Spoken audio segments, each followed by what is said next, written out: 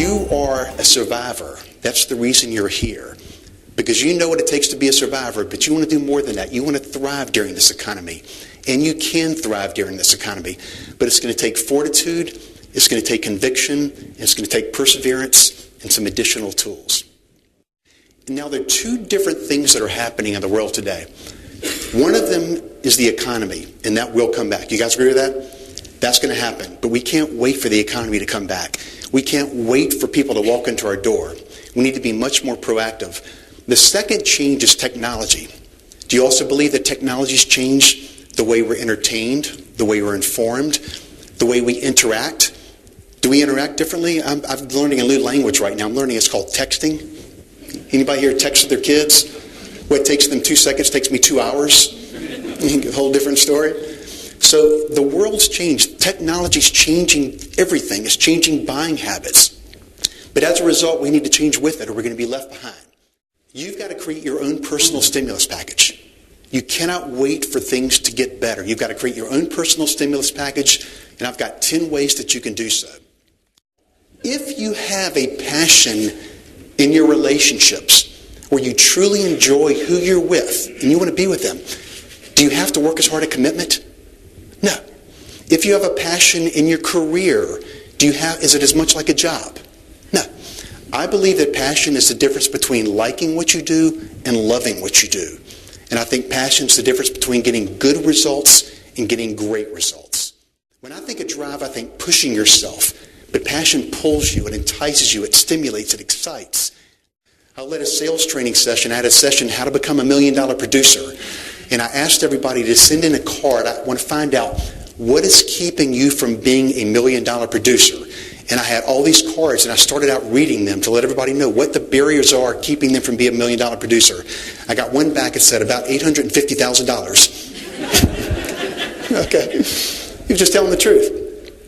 When it comes to goal setting, you want to be able to first visualize it. Why do you want to visualize it? You've got to bring it to life. You've got to see yourself achieving it. The next thing you do is write it down. Writing it down commits yourself to it and makes you realize this is where I want to be. The next thing, you've got to have a plan. If you don't have a roadmap, any old road will get you there.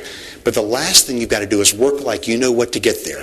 Because I think that when it comes to goal setting, it's part aspiration, part determination, part motivation, but it's a large part perspiration. If there's a shortcut, I have not found it. In life, people who focus on the positives, who focus on the strengths, focus on the opportunities, are much more successful than those that don't. Do you guys agree? Kind of case in point, and I'll tell you that I am not good at more things than I am good at. My wife can tell you that. I'm terrible at things around the house. As a matter of fact, our toilet broke just before I left to come to Vegas, and I'm giving it 4 days to fix itself before I get back. Or I'm going to call somebody. So it's got to change. And I was no better when I was a kid. I was terrible fixing things or putting things together. I have absolutely no talent at all. And the one thing that I was doing, I remember as a kid, does anybody here remember model airplanes? I used to make these model airplanes, and I put them together. There'd be glue dripping down the sides. There'd be paint. The decals would turn. It was terrible. But I would show my parents. I'd come to show my parents this wonderful thing I did. I said, Mom, Dad, look what I did. And they said, Michael, that is great. Howard, look what your son did. My father said, Michael, that is wonderful. I'd walk out of the room. I'd be feeling good about myself, kind of beaming. They look at each other and say, bless his heart. Okay. What I have found in life is once your heart is being blessed, it's not a good thing. Think about what follows after bless his heart or bless her heart. Bless her heart, she's so stupid. Bless his heart, he's so ugly. So anytime I hear my heart being blessed, I say, my heart's fine. It's good. It didn't get any better the older I got because now I am terrible around the house. Anytime there are projects my wife knows, just forget about it. And then does everybody have this next door neighbor that is everything? My next door neighbor is Brian, who is good at everything. Brian will open up the garage door on a Sunday morning. 8 o'clock in the morning, I'm kind of weary-eyed, getting ready to go get the paper. Nally and I are right there at the door. We'll open up the garage door. We'll see Brian. By 8 o'clock in the morning, he's already painted, primed, pruned. He's got his projects lined up. Natalie looks at me and she goes, I should have married Brian. I look back and say, I should have married Brian. We all need a Brian in our world, okay?